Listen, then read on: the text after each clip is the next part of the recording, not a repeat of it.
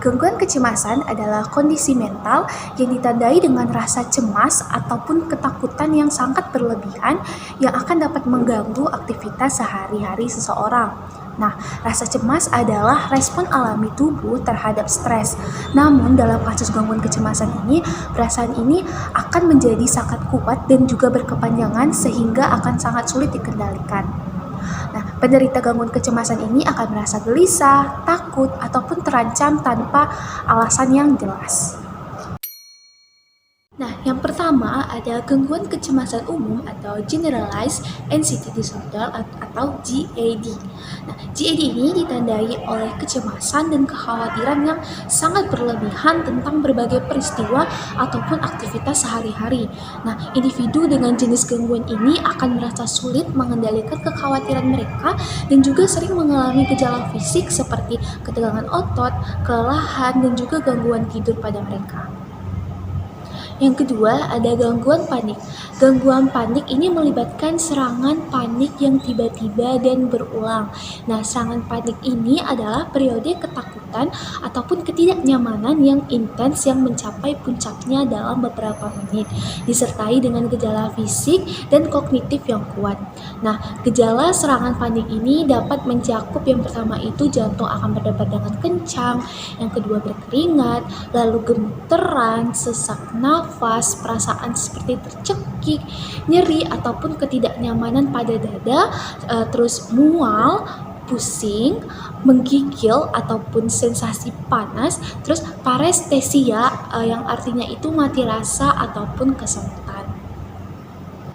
Ketiga, fobia spesifik. Fobia spesifik adalah ketakutan yang intens dan irasional terhadap objek ataupun situasi tertentu. Ketakutan ini jauh melebihi bahaya nyata yang ditimbulkan oleh objek atau situasi tersebut. Ada beberapa jenis fobia spesifik. Yang pertama itu fobia hewan. Misalnya takut pada anjing, ular, ataupun laba-laba. Lalu fobia lingkungan alam, misalnya takut pada ketinggian, badai, ataupun takut pada air. Yang ketiga ada fobia darah, suntik, dan cedera. Dan yang keempat ada fobia situasional, misalnya takut naik pesawat, lift, ataupun ruangan yang tertutup. Yang keempat ada fobia sosial atau gangguan kecemasan sosial. Nah, fobia sosial ini melibatkan ketakutan yang intens dan persisten terhadap situasi sosial ataupun performa di mana seseorang merasa akan diamati atau dievaluasi oleh orang lain.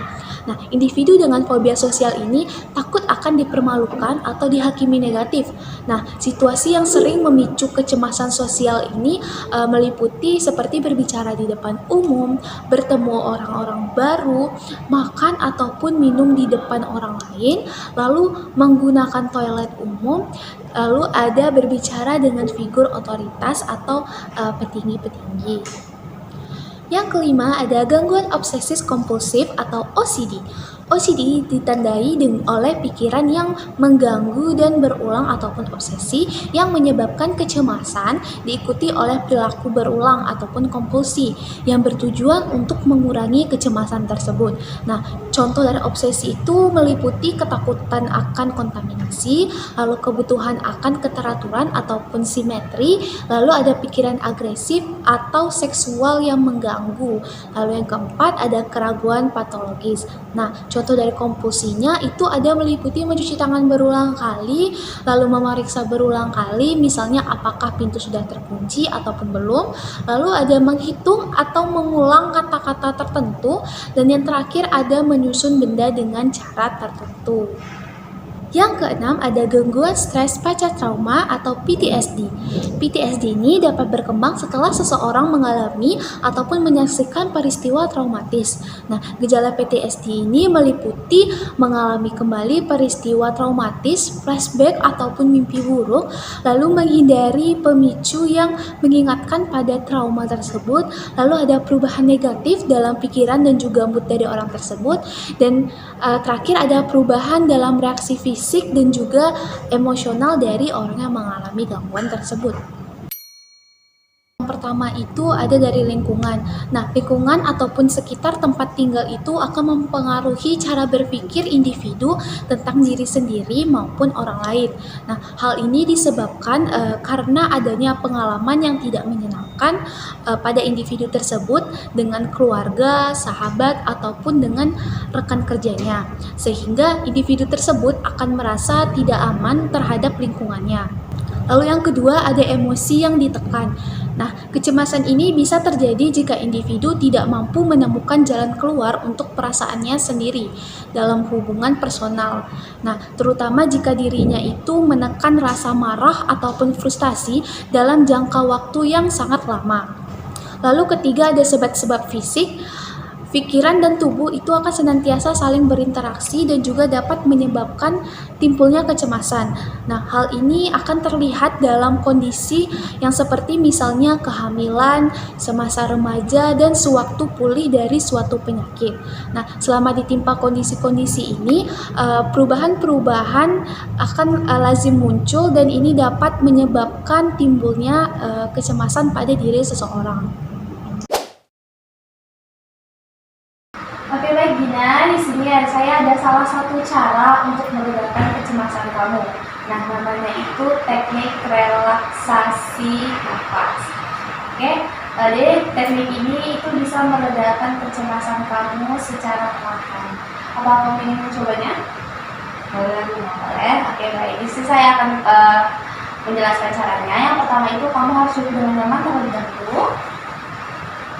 Sudah? Nah, lalu pejamkan mata kamu. Kalau kamu pejamkan mata, kosongkan pikiran kamu, hilangkan semua apapun yang ada di dalam pikiran kamu itu kosongkan. Setelah semua terasa kosong dan juga nyaman, kamu bisa mengambil nafas dari hidung. Oke, keluarkan dari mulut secara perlahan. Dan itu bisa kamu lakukan beberapa kali hingga kecemasan kamu mereda sedikit demi sedikit. Bagaimana Tina? Sudah terasa di perbedaannya. Oke baik Gina, berarti di sini permasalahan kamu itu tentang kecemasan waktu di tempat umum ya, atau mungkin saat kamu pula itu presentasi di depan kelas. Nah, di sini saya ada salah satu cara itu namanya afirmasi positif. Nah, afirmasi positif ini ialah di mana kita menunjukkan pikiran-pikiran positif dalam diri kita. Misalnya nih, nah besok tuh kamu mau nampil presentasi di depan kelas. Nah, sehari sebelumnya kamu bisa membuat atau melakukan pikiran-pikiran positif di dalam diri kamu. Misalnya aku pasti bisa, aku bisa kok presentasi di sini di depan kelas tanpa adanya kendala dan secara lancar. Nah, kamu bisa menguatkan diri kamu dengan cara-cara positif. Nah, lama-kelamaan pasti kecemasan kamu itu akan berkurang. Dan juga misalnya kamu dalam Islam, kamu bisa sebelum memulai sesuatu itu bisa mengucapkan bismillah atau berdoa biar ada ketenangan, sedikit ketenangan di dalam hati kamu dan mengurangi kecemasan kamu. Jadi mungkin bisa kamu praktikkan saat misalnya menampil ataupun di depan umum, misalnya kamu pendapat atau gimana, itu kamu bisa mengafirmasi positif diri kamu sendiri. Oke Gina? Oke. Ini ada sebuah gambar. Jadi nanti Hafiz bisa mewarnai gambar ini dengan warna yang kamu. Jadi di sini gambar ini dapat dibedakan dengan mata Hafiz. Oke?